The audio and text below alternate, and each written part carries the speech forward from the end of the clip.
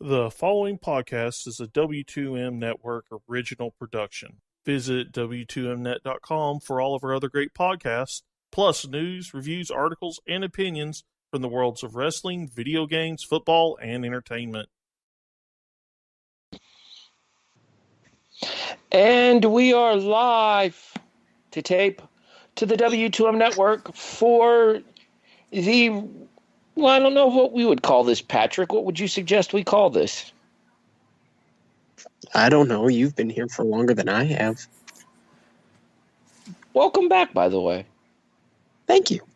Nice of you to actually show up for once. Go to hell. Technically speaking, this would be a WU Reacts to the 2018 edition of the Elimination Chamber pay-per-view. But that's all, folks. My name is Harry Broadhurst. I am going to be your host for this since our returning friend is a little bit out of practice. Good evening, Patrick. I think just in tonight's case, we can actually go, woo, Reacts. It is the Nature Boy's birthday. That's fair. Also sitting in with us tonight will be my...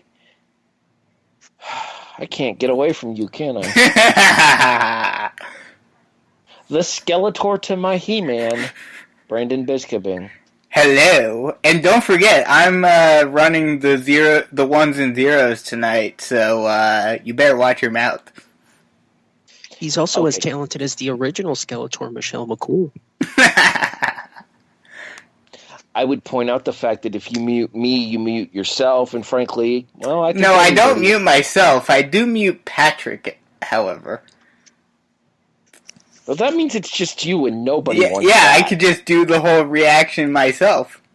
Good luck with that one. Ain't nobody going to listen. Anywho, let's actually talk about why we're here, shall we? Let's do it. All right. PK, did you watch the pre-show? I did indeed. Okay, Brandon? Yes, I did. Then we open with the pre-show contest scheduled for one fall. One fall! One fall! We're going to have to work on getting you two synthesized for that. As the club, the Balor Club, as they were officially referred to as tonight, but the club as we've been referring to them for the prior year and a half, Luke Gallows and Carl Anderson take on the Miz Taraj of Curtis Axel and Bo Dallas, set up by the fact that the Miz Taraj cost Finn Balor his match with the Miz during the course of last Monday night's Gauntlet match. And also the fact that at that point the pay-per-view only had 4 matches. Yeah, but the tag team title match was kind of written in stone once they had the champs drop the non-title on Raw. Fair.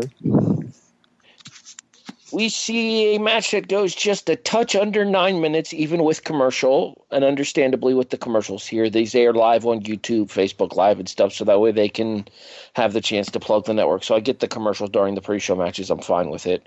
We see the club pick up the win as Curtis Axel gets put down with a magic killer, and Carl Anderson gets the pinfall. Yeah. Brandon, where did you fall on this match? I mean, this was a solid pre-show match. I mean, you didn't really expect anything spectacular with this match. But, you know, it was a good, solid match to start off the show and get everyone ready for the main card.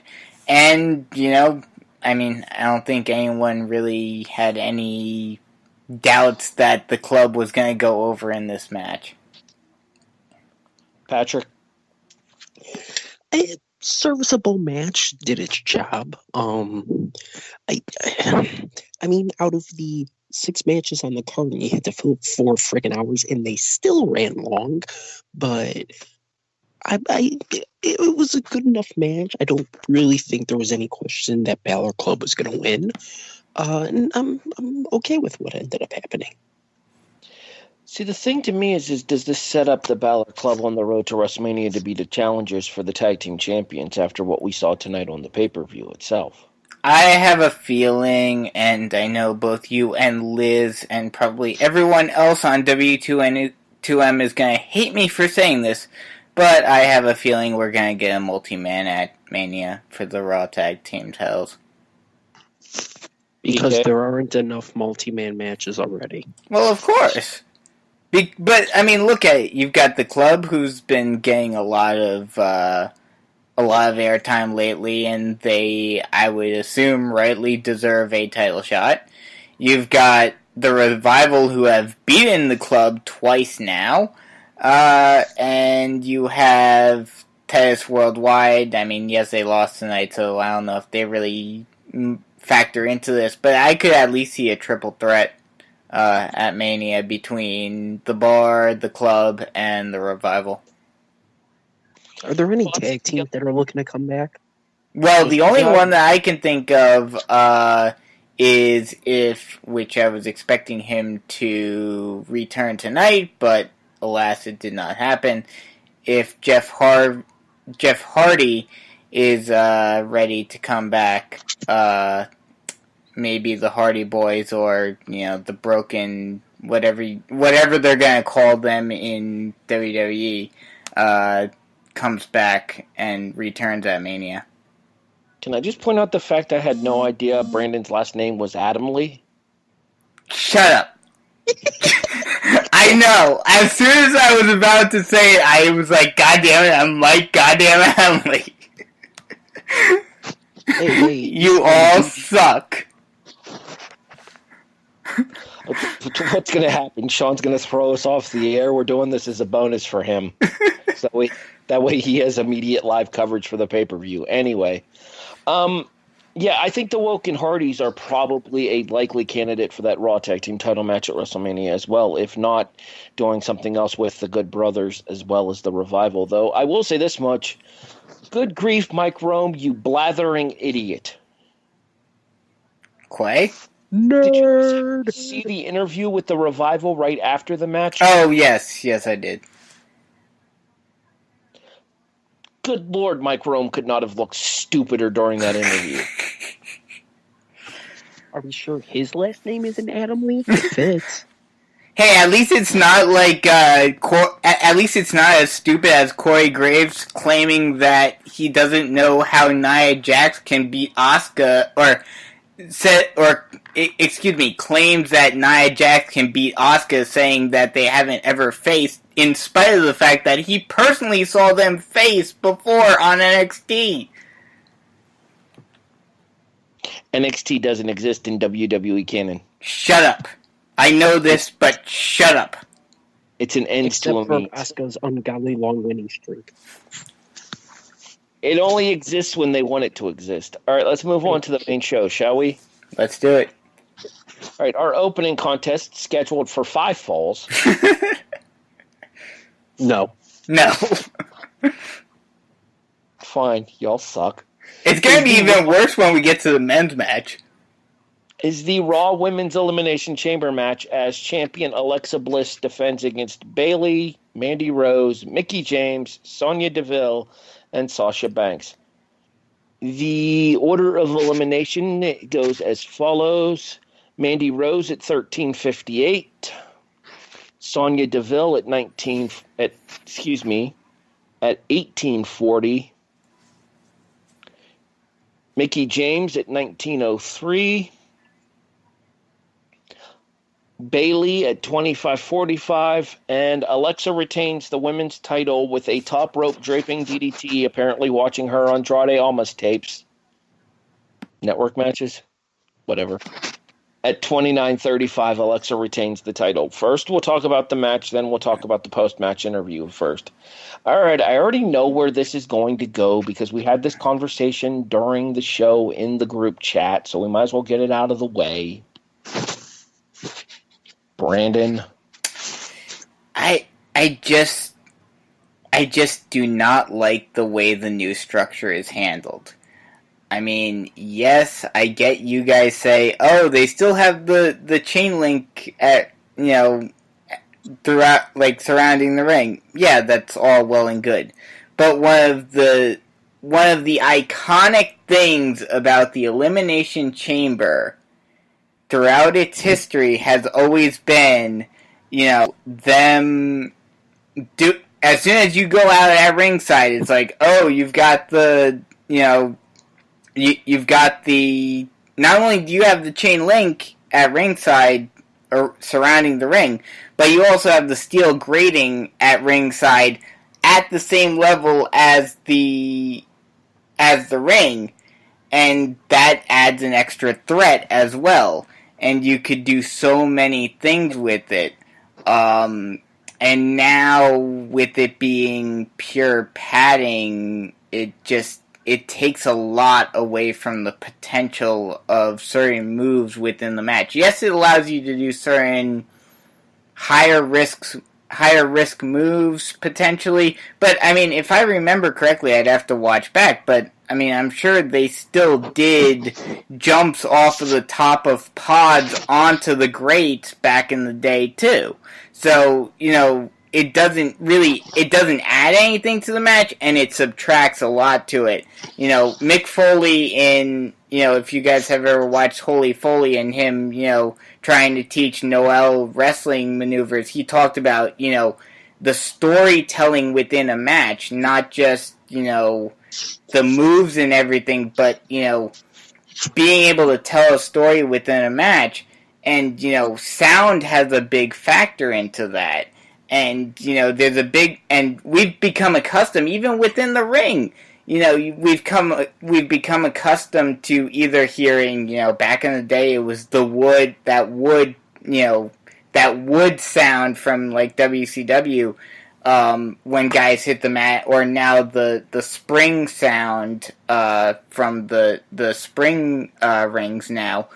But you don't get that when they're outside. So, honestly, it sounds like they're getting hurt more when they hit the mat in the ring than it does when they're outside, and that's just ridiculous. Okay, I have 2 words to say to your argument about having that layer of padding over the grating on the outside of the chamber. Would you like to know what those 2 words are, Brandon? Sure. Career longevity. I get that, but I'll say 2 words to you in response to that. Braun Strowman. I'd rather not have them taking the same stupid bumps that they were taking in those original chamber matches, that were taking months off of people's careers, that were causing all kinds of nicks and stuff, that were causing people to miss episodes of Raw, episodes of SmackDown, house shows, what have you. I get that. I don't need that. I completely understand, I completely understand your opinion of it, and I completely understand why people would be against it, but the one thing, and I would think that a lot of older school fans are in the same mindset as I am. One of the big things, and obviously things have progressed and people are more focused on, in-ring acumen and all of that, and people focus on, New Japan and stuff like that. But one of the big things that I think a lot of people saw in pro wrestling that they didn't see in other combat sports because of the predetermined and scripted nature of the business, that you could do in pro wrestling that you couldn't do in other sports, is you can do these extreme things and have it set up to where, it still looks brutal and it's still crazy, but, obviously they're safe and everything, to an extent. Obviously you can't be completely safe, but, the fact that you can do things like that and have it be an oh my god, holy you-know-what type of moment is something that I think drew a lot of people to wrestling back in the day, and now, with the exception of, Shane McMahon, that is gone from wrestling nowadays. Patrick, you haven't commented here. Go ahead and speak up.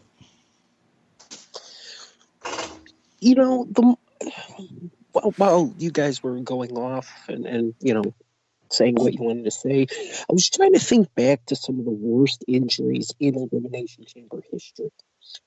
And for me, I actually think the worst injury happened in the very first Elimination Chamber. Triple H's throat injury. Exactly. Where did that occur? In the ring. That was in the center of the ring. Exactly. So, in the grand scheme of things, it doesn't really matter if everything is going to hurt. And accidents can happen. But, at the same time, you want to try and eliminate that risk as much as you can. Yes, the old Elimination Chambers were brutal, and they would show. I believe Triple H missed almost a month of shows after that. It barely made it through the damn match because he couldn't breathe. But it is about career longevity, and it just, I'm totally okay with it, especially with the fact that, yes, you're landing on padding, you're still landing on steel. But see, that's the thing. I think. Let him finish. Hang on. You had your time. Now it's mine. Okay. Bayley, I believe, hit an elbow drop at one point to the chamber floor, and you could still hear her just go "Ooh," after she hit the damn elbow. So, yeah, you can put an half-inch of padding down. You can put an inch of padding down. Maybe it won't make the sound, but quite frankly, it still hurts, and it hurts like hell. Not to mention, real quick, they realized that they messed up after the first Elimination Chamber. Hell, I think they realized when they set up the first Elimination Chamber. And now it just took a long time to make a lighter version that's also safer. I'm totally okay with this. I especially like it because it's taller and you don't have to duck. I'm going to point out something as well too, is that layer of padding that you're seeing around the chamber floor is no different than the kind of layer of padding that you would see around the ring in a standard venue. Exactly. The danger aspect of this match is brought into this match by having that chain link grating around the ring in the chamber itself, as well as the plexiglass pods and stuff, the elevated heights to dive off of. Because specifically, you'll see it on Seth Rollins' frog splash. It is significantly elevated from the top of that pod, from the top of the top rope. We're going to call that a frog splash? Well, we're calling Seth's a frog splash. We're not calling Sash's one. Oh, okay. All right, Brandon, go ahead and report. I get what you guys are saying. I understand that to an extent. When it comes to like stuff like that, it's still gonna hurt, but I'm thinking more in terms of the fans and in terms of obviously we don't want anyone to get injured or anything like that, but if you're gonna have a match like this, especially for fans who have watched, if I were watching this match because when I first started watching wrestling, I started, I'll tell a little story here. The first time I ever started watching wrestling was because I kind of, on a whim, downloaded Legends of Wrestlemania on 360. And I saw the whole vignette between Austin and The Rock. And then I started searching stuff, and I found the Mankind vs. Undertaker match at King of the Ring 98. And I was like, oh my god, this is crazy, this is awesome, I have to get into this. If you went into that in that sort of mentality, and then the first pay-per-view you see is Elimination Chamber, and you're thinking, what is this? This isn't what I was expecting. You're going to tune out right away. So, I think a lot of, when it comes to stipulation matches, yes, you want to try to be as safe as you can, but you can't take away what makes those stipulation matches what they are.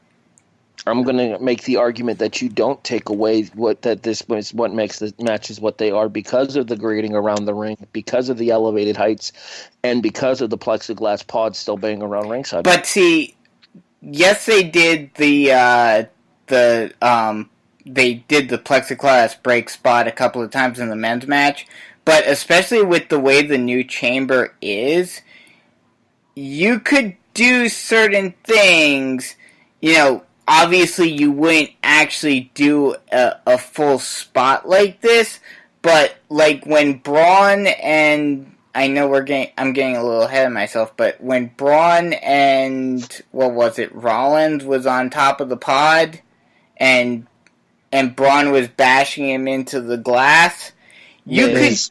it was Miz. I was thinking it was Miz, but I wasn't sure.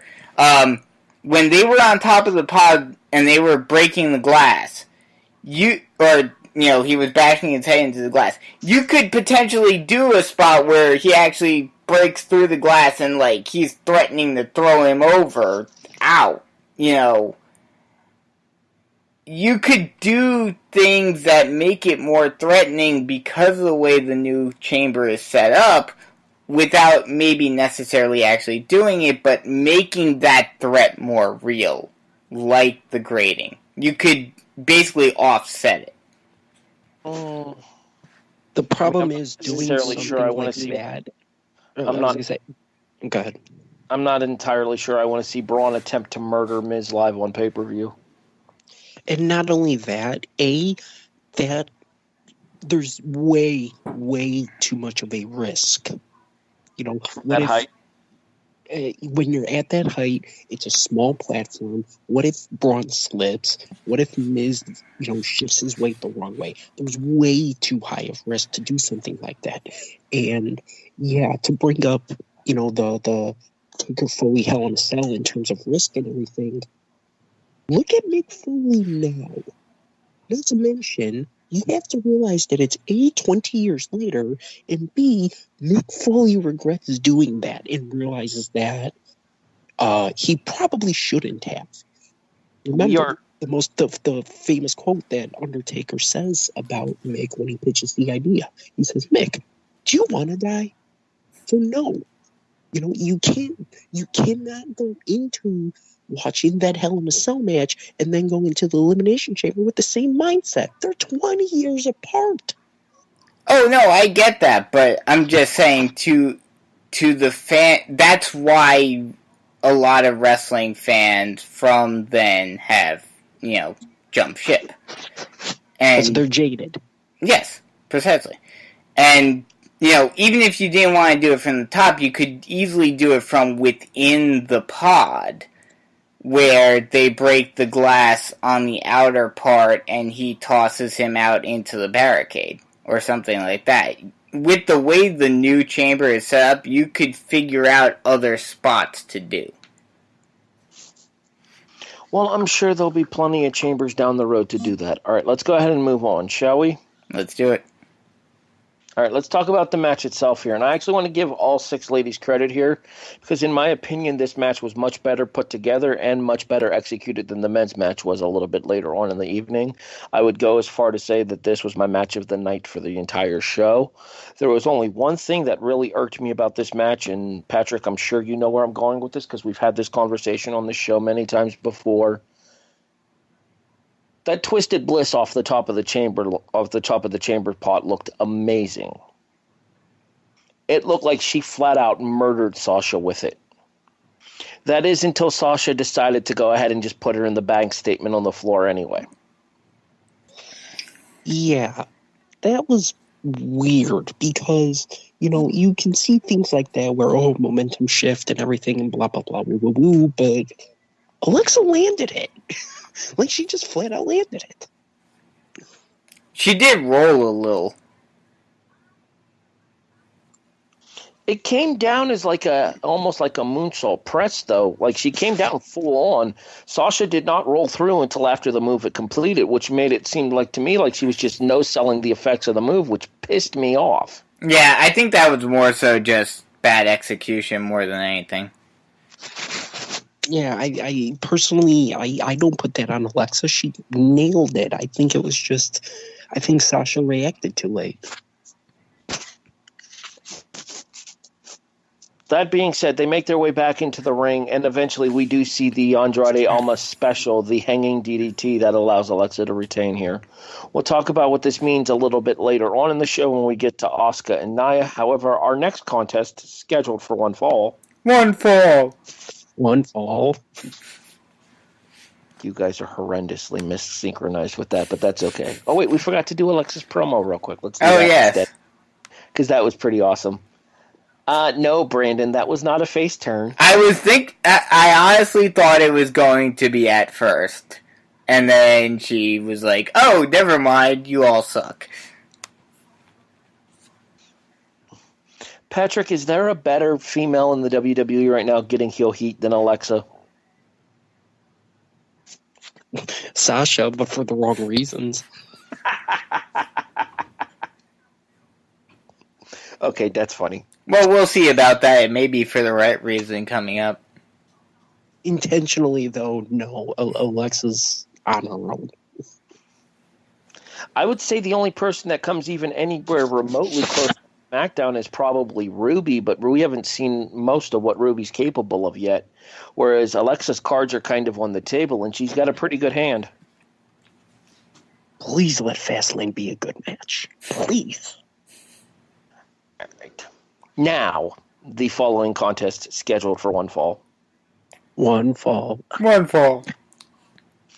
Is the tag team titles on the line as champions Cesaro and Sheamus, a.k.a. The Bar, defend against Titus World? What? No, not happening.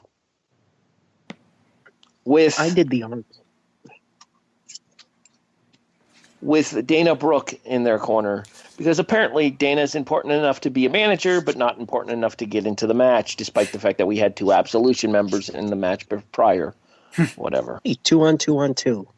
Dana would have been on her own. That's pretty much the story of Dana's career. Anywho. The match itself sees Sheamus and Cesaro. Rotaro? Otunga? Kekutaro? Emerson! Yoshihiko?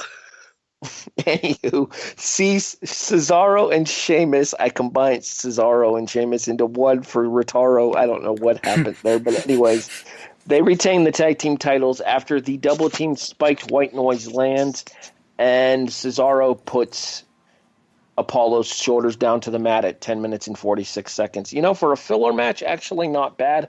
I appreciate what they're attempting with Titus, but come on, keep the guy out of the ring. He's just so clunky. Patrick, you're up first here. Yeah, this was a case of I like 3 out of 4. You know, to me, you know, Cesaro is God. Sheamus is great. I love Apollo. Titus is Titus. Why couldn't Akira Tozawa team with Apollo? He's wondering that same thing. Yeah. Reviews. Just leave Titus outside. Let him be the mouth. Let him be what AW was for him. Just with less, you know, controversial jokes. Less Kobe Bryant jokes? Yeah, really. Yeah. But I thought, you know, the match was very good. I honestly, out of the 4 of them, I thought Apollo looked like a star and looked like maybe they're trying to give him something. You know, yeah, he, I believe, ate the pinfall, which I found odd. But I thought he looked the best out of the 4, and that's saying something given Cesaro was in the match. See, I wouldn't be surprised to see Apollo be one of the favorites to win the Andre should said Battle Royal happen. Brandon, your thoughts on the match? Yeah, I mean, I think the reason why Apollo ate the pin is because, you know, for whatever reason, Vince does not like using Apollo. He's, you know, he hasn't really been used much at all throughout his time on the main roster, in spite of pretty good fanfare once he came up. But besides that, I mean, this match, you know, like Patrick said, it was pretty much a filler match. Ideally, I was hoping Titus Worldwide would get it, because I would have liked to have seen what they could have done with some titles. But, you know, Same. I think... What? The answer to that question is nothing. Yeah, I mean, it would have at least made some interesting promos with them. But, you know, we didn't really get... You know, we got what we expected with this match. That's pretty much it. It literally would have made Dana Brooke into the modern day Alexandra York. I will say that Corey did get off a couple of great lines about Dana Brooke's statistics keeping. Corey's one line about the fact that Titus Worldwide was undefeated in home arenas of expansion NHL teams made me laugh out loud. That was great. All right. Anyway, our next contest, scheduled for one fall, is Asuka and Nia Jax here, because apparently we haven't seen this enough in the WWE, NXT, wherever else. Like we This said, has never happened before. yeah, like we said off the air, that does not exist. Actually, I think we might have been on air when we said that, but regardless. Oh, okay. Asuka picks up the win, countering out of a power bomb into a modified variation of a victory roll at 8 minutes and 14 seconds here. A little surprised they didn't have Asuka get a more dominating victory here. Even more surprised when you factor in the post-match where Nia spears Asuka through a ringside barricade. Brandon, knowing what we know that Asuka's going to WrestleMania and Nia is not for a women's title opportunity, are you surprised that they went kind of a backhanded way of finishing this match here by going with a roll-up rather than having Asuka get a decisive victory? Well, I mean, we'll see what happens moving forward, but I mean the things I've been seeing online have been, although they kind of disputed that tonight with the post-match interview with Alexa, but all the things that I've been seeing is Asuka potentially jumping ship over to SmackDown and facing Charlotte, while Nia faces Alexa for the Raw Women's Championship. And if that is indeed the case, then this makes a lot of sense, because, obviously it keeps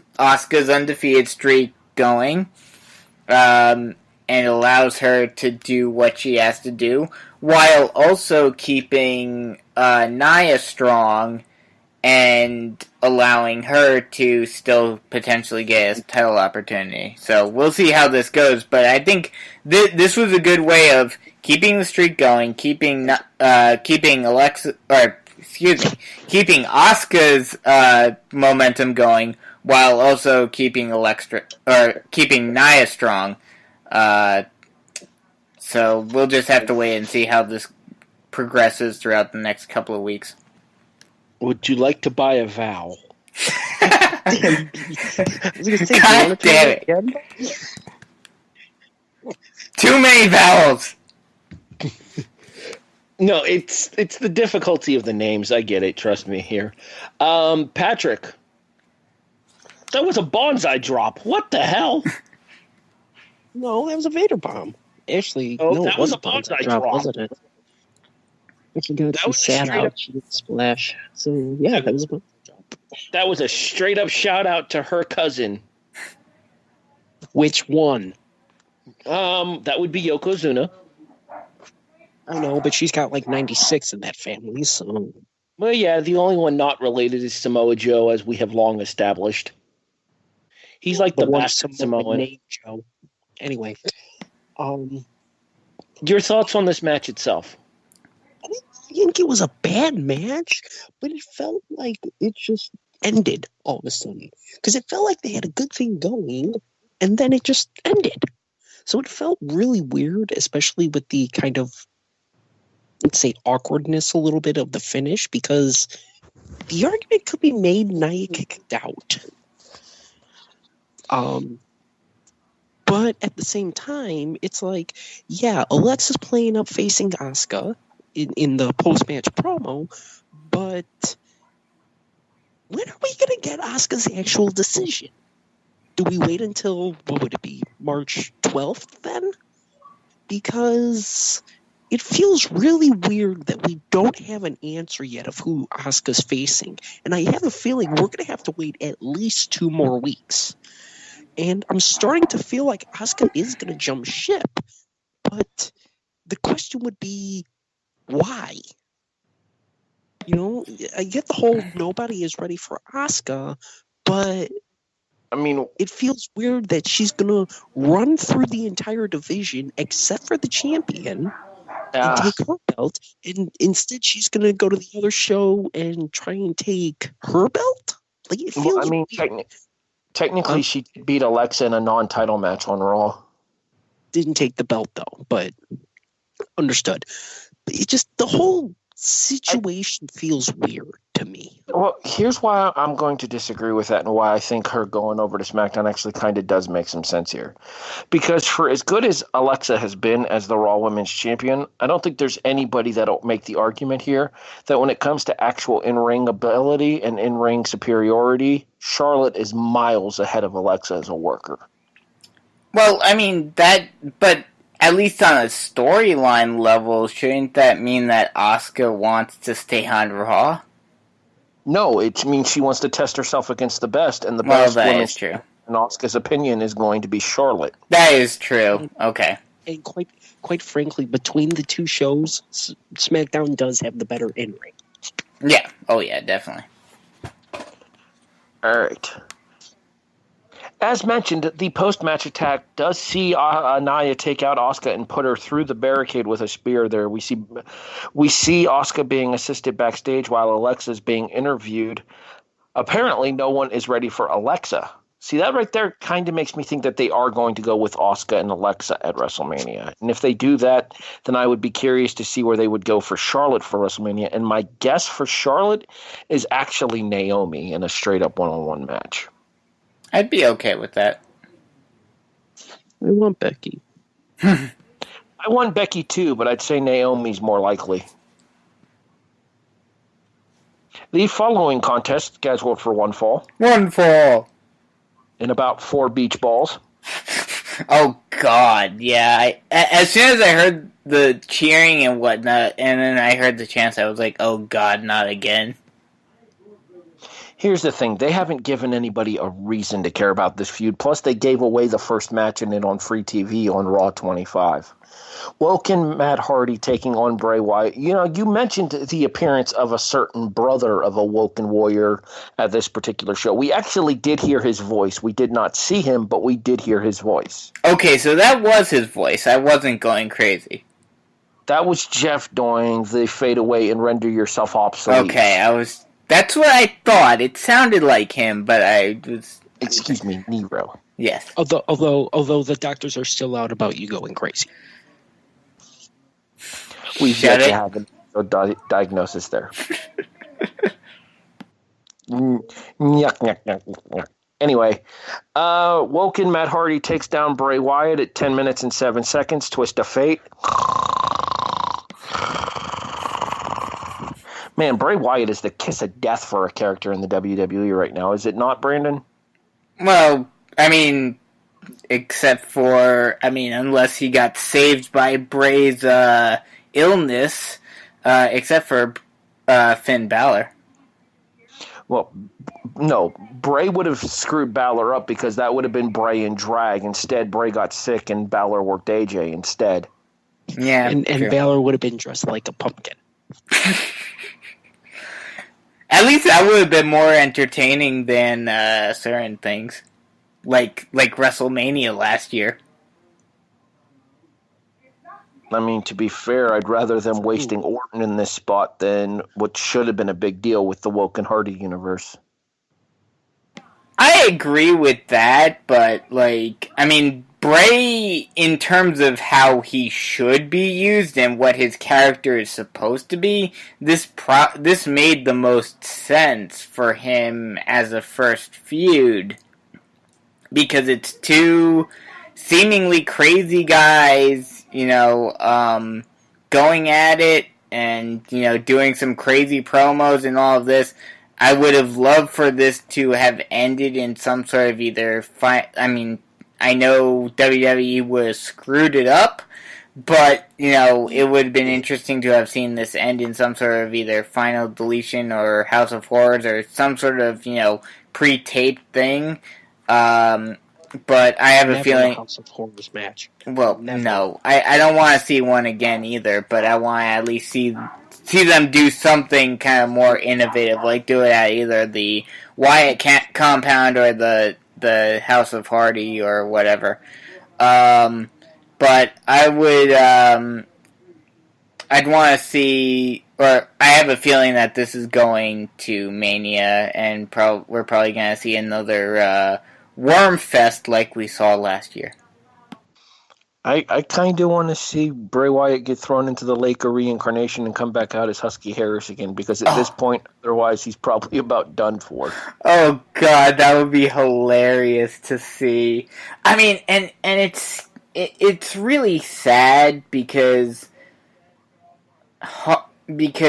Wyatt, back when he first started, I liked I liked Wyatt a lot when he first debuted, and I thought he could have been a very good character, but they've just completely destroyed him. Patrick, your thoughts? Boring. Move on. That's it. Huh? Boring. You know, and the sad part is the crowd in Las Vegas completely agreed with you here. Although we did get a really loud Rusev Day chant, and frankly, You there? no. What happens is Harry gets a phone call and it cuts off Harry's microphone for a few seconds. Oh, lovely. But anyways, what was the last thing you guys picked me up saying? You saying something about getting a Rusev Day chant. Oh. Well, the one thing that the crowd agreed with is that it was Rusev Day, and as everybody knows, it's always Rusev Day. But see, that just further proves that, this match meant nothing, because we got beach balls, we got Rusev Day chants, we got chants complaining about beach balls apparently being taken away, I guess. They just didn't care about this match. And it's really disappointing for Hardy because, especially with the very short attention span that Vincent Kennedy McMahon has, I have a bad feeling that he's going to go back to being bland, old, Team Extreme Matt Hardy soon enough. If this doesn't improve and he doesn't get some sort of reaction behind his broken brilliance. I wouldn't be surprised to see them revert back to what they know works in Team Extreme sooner rather than later based on the reactions recently here. But I think this is just as much on Bray as it is on Hardy, maybe even more so. Oh, I agree that this is more so on the fact that Bray Wyatt is a completely dead character because of how he's been booked. And that is what's causing this. But we all know that, whenever something fails, it's always put on, the less experienced, or not so much experience, but the more, risky gimmick. So, the fall will go on Hardy, and as a result, I have a feeling that he'll go right back to being just bland old Team Extreme again, and the broken brilliance will be destroyed as everyone feared and predicted. Work your magic, Jeremy Borash. Yes, somebody needs to bring Vanguard back. Stat. Yeah, well, or Brother Nero. Honestly, I would love to see them feud with Balor and the Demon, because that would be a great feud, and I think they could do something with it. Plenty of time, young Padawan. That's all I'm going to say. Not really if what we were talking about comes to fruition, where they're going to, jump ship as soon as it doesn't look like it's working. Need to move on. Anywho, the following contract scheduled for one signature. Okay, that was just more so to pop myself than anything for you guys. But anyway, Kurt Angle comes out with Rousey's contract in hand. Triple H and Stephanie then appear as well, and it makes it blatantly obvious where we're going for WrestleMania at this point. Not that it should really surprise people, but come on. I mean, really? Anyway, Rousey comes out, she cuts a promo, stumbles all over the place because promos are not her strong suit, but given the fact that she was known more for an ass kicker than her verbiage when she was in the UFC rings, I'm okay with it. So considering how bad she was, how long does it take for Heyman to jump on? As I was about to say, before I was so rudely interrupted, Sorry.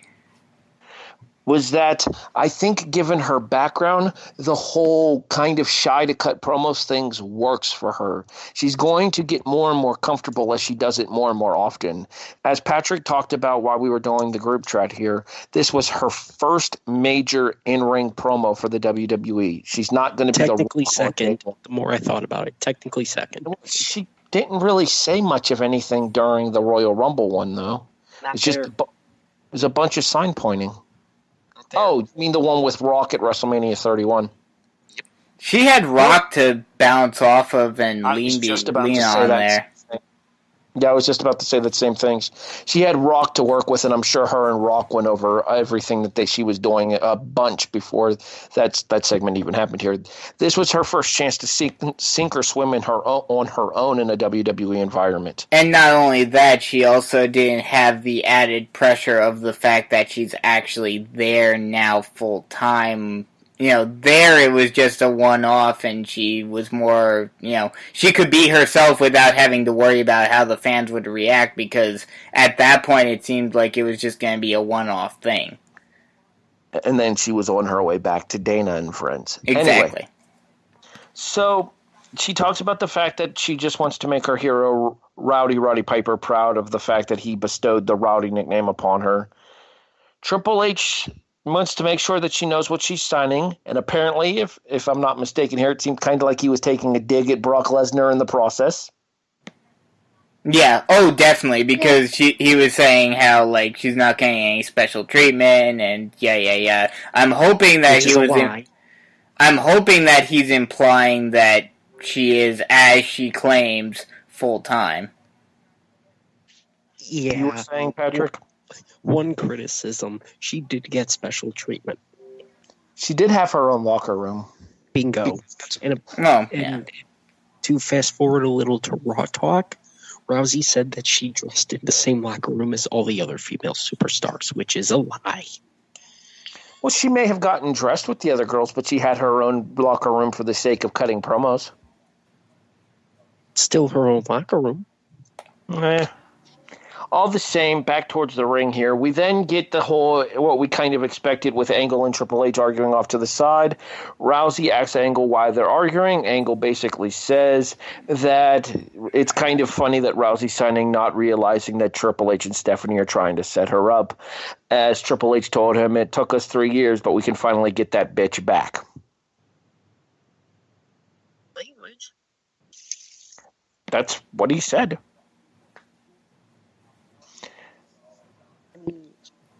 Triple H talks about Angle not feeling well, tries to rush him out of the ring. Angle then speaks up again from the ramp, stating that Stephanie claims that she could take Rousey and that Rousey's a has-been. This leads to Rousey getting in Stephanie's face.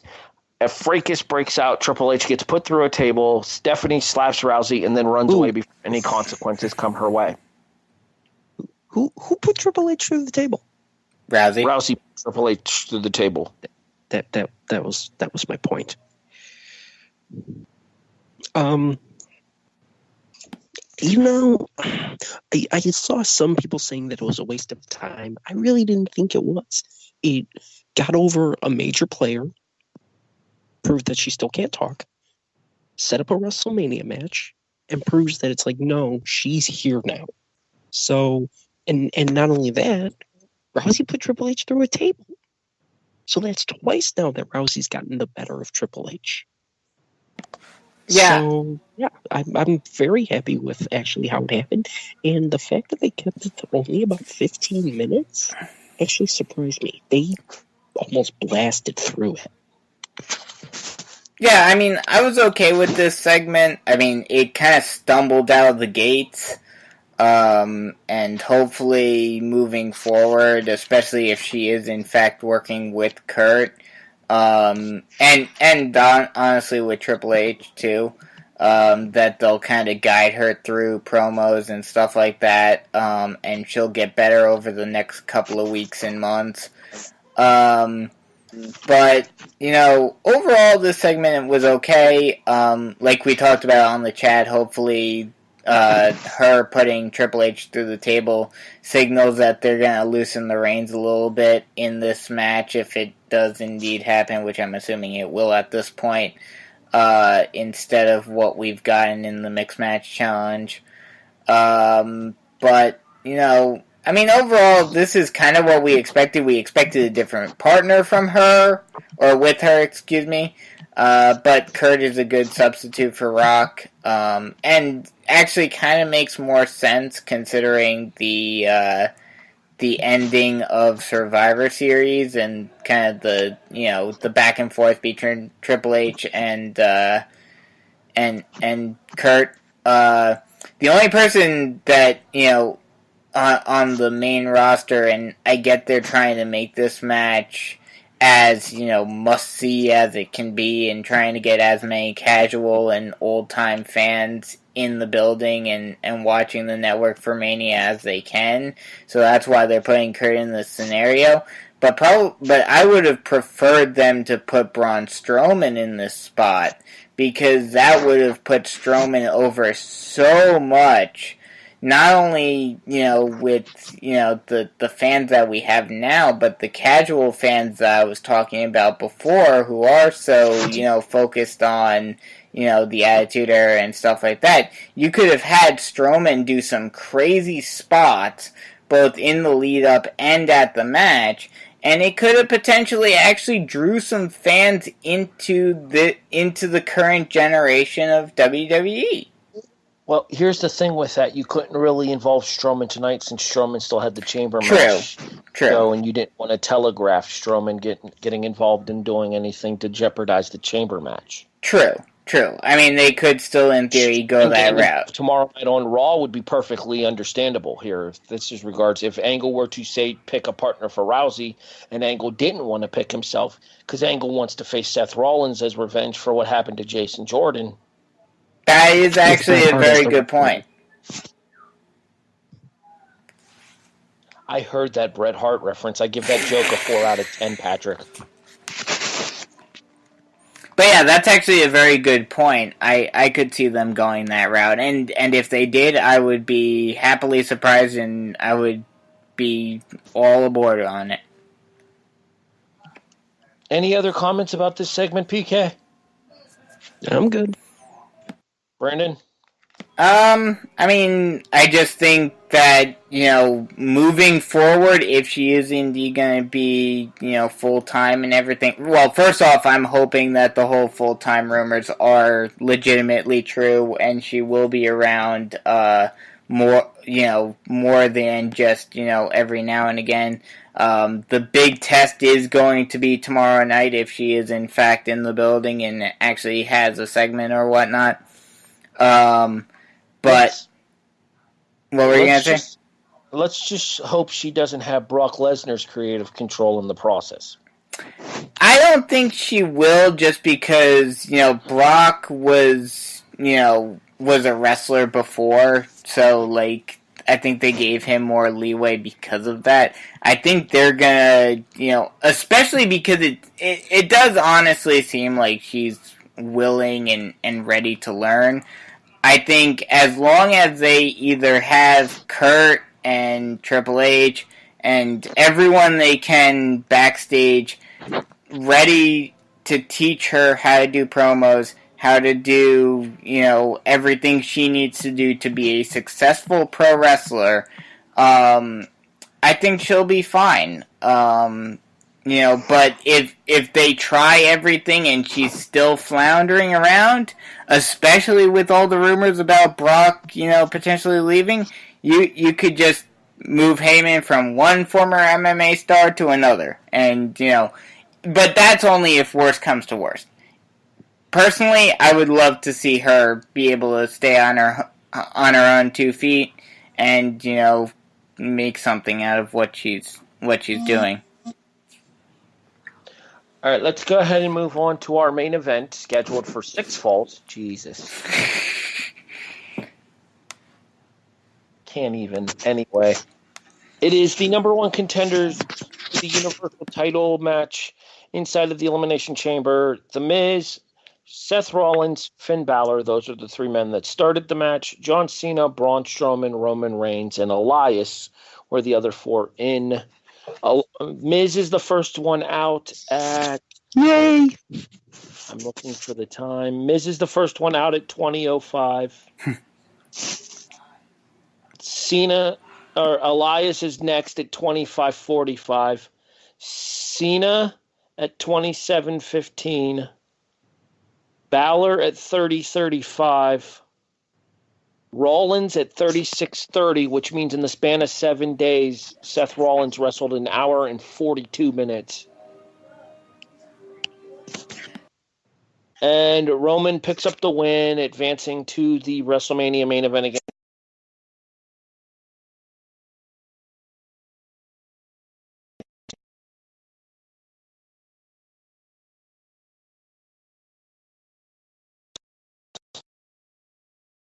It's not the who, it's the how. Right, Patrick? Yeah, we knew this would happen. This match was set up the night after WrestleMania last year. But this gave me flashbacks to the 2014 Rumble. I was at that Rumble. I'm sorry. It was fun. Where you had one guy who had a dominating performance, and is over with the crowd, and all of a sudden he gets the rug pulled out from under him. Because you mentioned all of those eliminations, and the only time you named the person eliminating a person was the last one with Roman. All of the other eliminations, who got him? That would be the Braun. guy who was last eliminated. Yep. Yeah. Braun. All of them. 5 eliminations. A record-setting performance. All power slams. Yep. And then he has the rug pulled out. We knew it was Roman and Brock in New Orleans. I took Roman earlier in the week. But that hurt me badly. And I don't even know why. We knew it happened, but it bugs the hell out of me. It goes back to what I said. It's not the who, it's the how. It's the fact that they gave Braun such a dominating performance up until that point. But then once it comes down to just Braun and Roman, oh, well, look at that. 4 minutes later, it's all still a bye-bye. Well, I think it's the faulty WWE logic of they still want to try to keep Braun looking strong while still having Roman win. And, I mean, I guess if you really look at it, I mean, I hate to be a WWE apologist right now, but they kind of did a good job. I mean, we all knew, and this is where I'll disagree with Patrick on the comparison to 2014. Maybe it was the fact that none of us were reading dirt sheets as much as we are now, but... What? I was. Okay, well then you're the best person to answer this question. Was every dirt sheet at the time saying, oh, Batista's gonna win? I mean, it was more or less if Bryan was in, Bryan was winning, but... Exactly. No, yeah. Most that I ever read, it was Batista was going to win. Okay. But still, the difference was that everyone was going in saying Bryan or bust.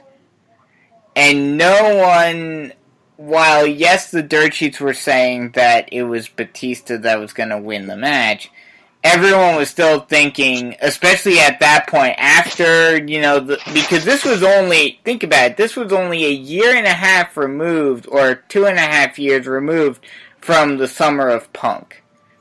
So, the fans were a little more optimistic at the time. So they were thinking, oh, there's no way they're going to screw Bryan after, how much the fans had gotten behind him. And that's what caused the backlash that eventually caused Bryan to get into the triple threat and then win at Mania. Whereas this one, the difference is that, at least in terms of the way I felt going into this was, we've seen this coming for a whole entire year. We already know where this is going. So, I was mostly just looking to see what Braun was going to do. Honestly, I was more disappointed that Braun didn't really do anything spectacular until after the match was over. And even that was kind of like, okay, it's the same spot that, everyone else has done in the Elimination Chamber. Nothing really, over the top. This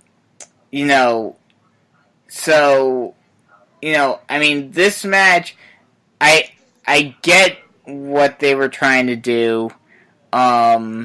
It would have actually, honestly, and while, I know they're trying to keep him as much of a face as they can, but, honestly, no matter what you do with Braun, he is always going to be a face at this point, especially among the smarter fans. I would have preferred to have had him, get pinned by everyone, at least semi-early on in the match. And then, him getting pinned by everyone to the point where, he can't kick out even though he's at, full or at least near full health. And then, as soon as they get off of him, before he leaves the chamber, he just destroys everyone and leaves everyone on laying out. That would... What? The shield powerbomb. Well, exactly. Yeah, do that shield powerbomb that they did semi-early on in the match. Have him get pinned. The only difference I would do is have everyone kind of pile on top of each other. Kind of like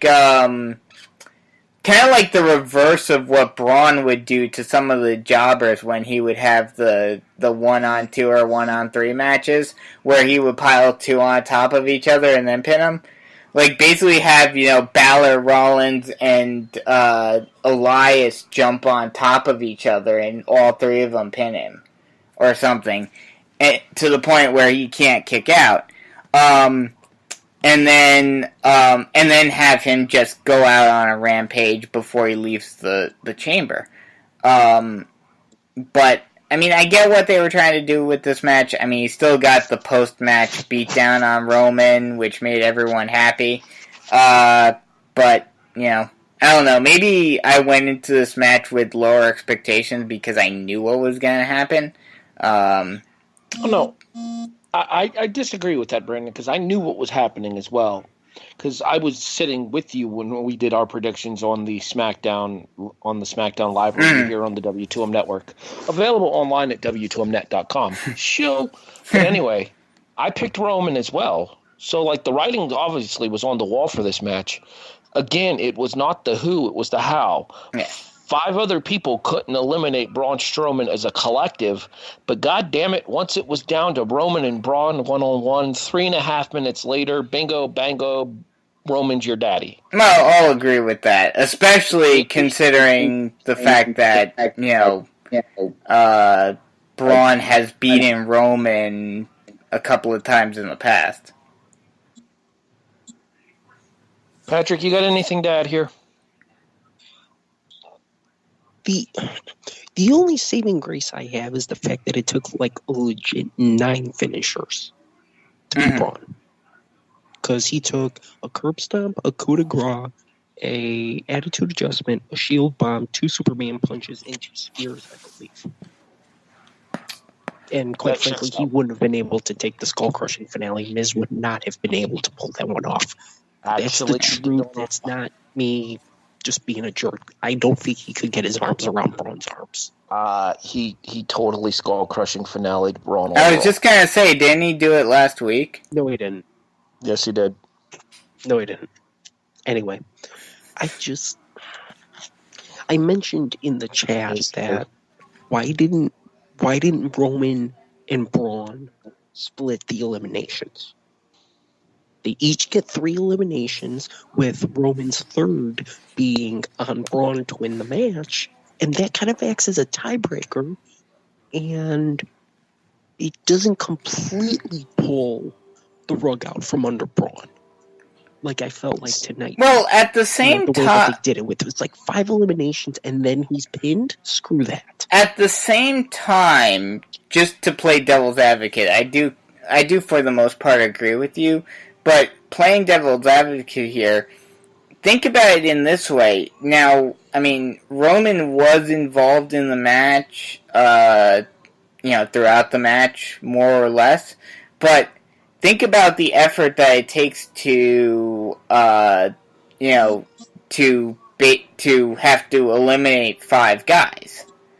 So, therefore, Braun's kind of gassed, whereas Roman has basically been just sitting back and relaxing and just letting Braun do all the work, and then he basically picks up the scraps.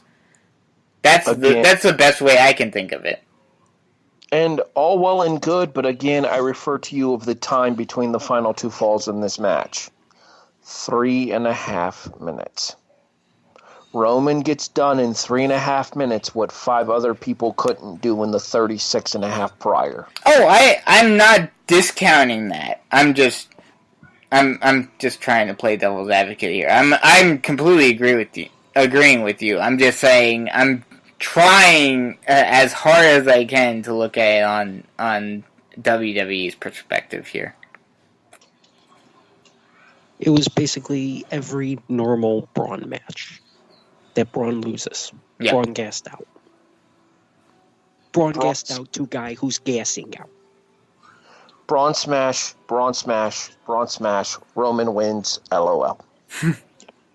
Like I said, Braun gassed out to somebody who's gassing out. The bigger issue I have with this match, and, I definitely think that they should have had Braun go out in a different way. But, it doesn't really, besides the Roman and Brock match, this has been an issue for WWE for the whole entire year and longer than that. But it doesn't really set up for anything else. Everyone going into this match was thinking, oh, Balor will eliminate Miz to set up the Intercontinental title match, or Braun will Braun eliminated Miz, but, I don't know if Braun should really just be going after the Intercontinental title as, kind of a consolation prize. Maybe it's just me. I think you guys would agree with me, though, on this. That Braun feels like he's bigger than the Intercontinental title at this point. I don't think Miz makes it to WrestleMania as the Intercontinental Champion, given the fact that his daughter is due a couple of days prior to Mania. True. All right, time to put a nice tidy little bow on this episode. We've already ran about 20 minutes longer than I intended to, so let's go ahead and wrap this up, shall we? Yep. All right, so we're just going to do this like a typical standard SmackDown review here. We're just going to give our overall show rating, our best and our worst matches here. We'll just do those there. We won't worry about like MVPs or anything like that here. We'll just do best and worst match and then an overall show rating. I know I speak for myself, and I would imagine that I probably speak for you guys as well when I say the best match was the Women's Elimination Chamber match. Yeah, I would have to agree with that.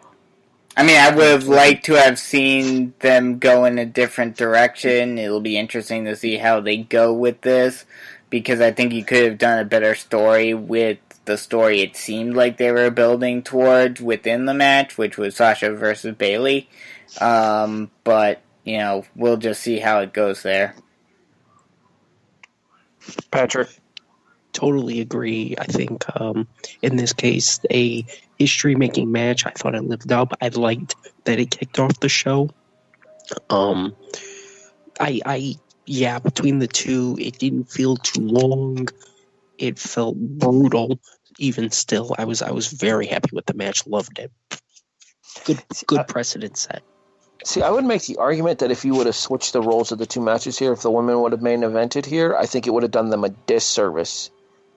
Just based on Braun's performance in that match, as well as having to have the Rousey contract segment right in front of them. Yeah. I think they made the right choice by letting the women open the show here rather than closing it like they did at the Rumble. Well, because there wasn't really any huge... there wasn't... I mean, yes, Bayley and Sasha are big stars now, but there wasn't that big, main event feel to that match. I would agree with that here. I would say that Bayley and Sasha are established stars in the women's division. Alexa's on her way there if she's not there yet. Mickey was there. I don't know that she still has the same name value now that she did then. And Sonya and Mandy are maybes down the road, but definitely not there yet. All right, let's go ahead and move on to our worst match of the show. And to me, it pains me to say this because I like both guys as performers, but to me, it's Matt Hardy and Bray Wyatt. Just purely on the crowd reaction and everything, I hate to say it, but I have to agree with you. I mean, I like both guys. I wish both guys were getting much better reactions and were getting much better pushes in WWE, but, yeah, I just don't know what you can do with either of them to get people interested at this point. Get them away from each other is the obvious answer to that. Well, even then, though, I mean, look at how Wyatt has been used over the past 5 years. I mean, fair. Patrick? I'm going to disagree. And I can't believe I'm saying this. The main event. Not just because of the Roman situation. Do you guys realize the historical precedent that match set?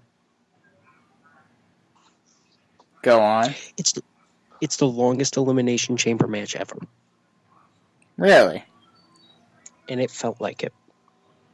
It was slow. It was boring for a lot of it. Braun, put on a great showing.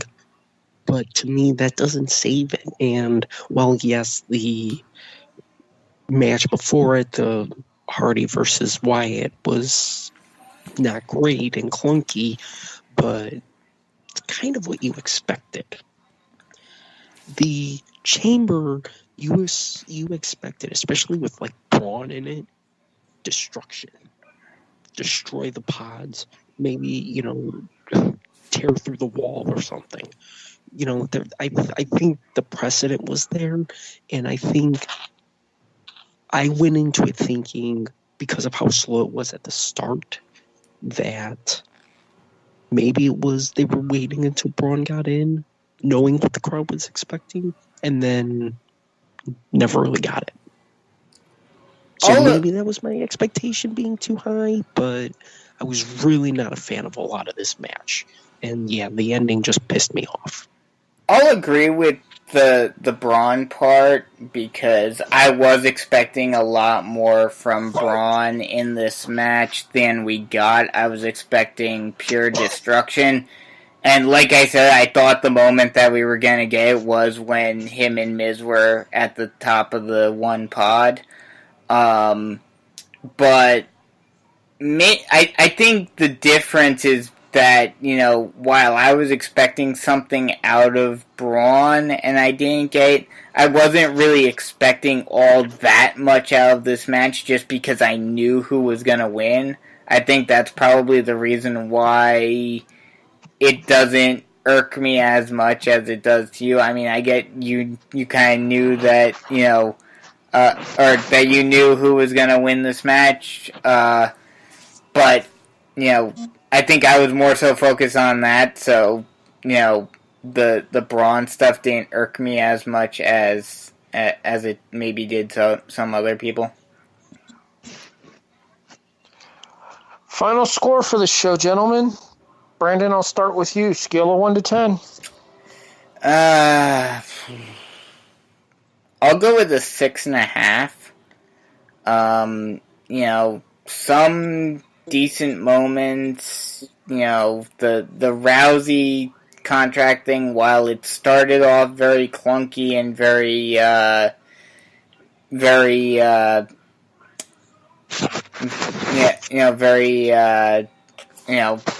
haphazard and whatnot. It ended off pretty well. And the rest of the card, it pretty much went as expected. Nothing too spectacular to write home about. But it is what it is. It's what you expected. That's it. I'll go 6. I thought for the most part it was good. I thought the filler was filler. I was okay with the Rousey. I was okay with the women's chamber. But other than that, I mean, felt like a very by-the-book pay-per-view. Not bad, but just nothing special. I think I'm around a 6 as well, just because I'm going to say that the women's title elimination chamber match, you can make the argument it over-delivered given what was expected out of those 6 women. Nia and Asuka was probably better than most people expected it to be. The tag team title match was better than most people expected it to be. The main event, while disappointing to some, was probably about what most people expected it to be, given the fact of the outcome being what it was. The only match, in my opinion, that actually super underwhelmed was Wyatt and Hardy, but given the build that those two had going into that contest, that's not really a surprise either. This is a slightly above average pay-per-view, but just that, and honestly seems like kind of a missed opportunity on the road to WrestleMania to me. Honestly, to me, and maybe this is just me because I'm a fan of both of them, but the only reason why the Wyatt Hardy match underperformed, in my opinion, was because of the crowd. I think they did everything they could to make that match important. Yeah, but at the same time, if the crowd's not invested, then it's not going to matter. Oh, I'll agree with that, but, I mean, you can only do so much. If a crowd doesn't care, then you're basically screwed.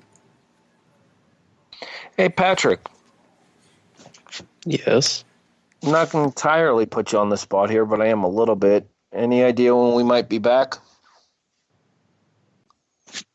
Soon. That seems as safe an answer to give as any right now.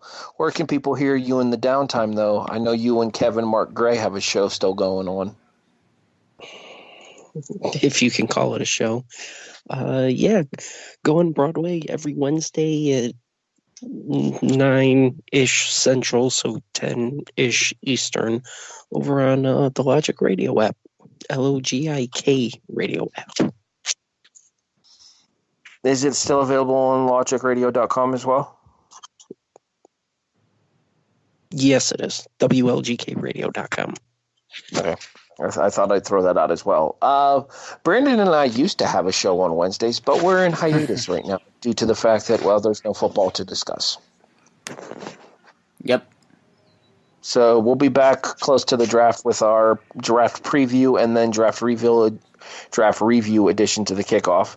I know Brandon has other plans coming with this year's football season as well with Jason Teasley. Brandon, why don't you tell everybody about that? Yes, I do, and we may end up doing like a little, pilot episode just talking about what we'll be discussing and, just getting everyone ready for the show this upcoming Wednesday for Fantasy Football to the Max, talking about all things fantasy football and giving you all your fantasy know-how.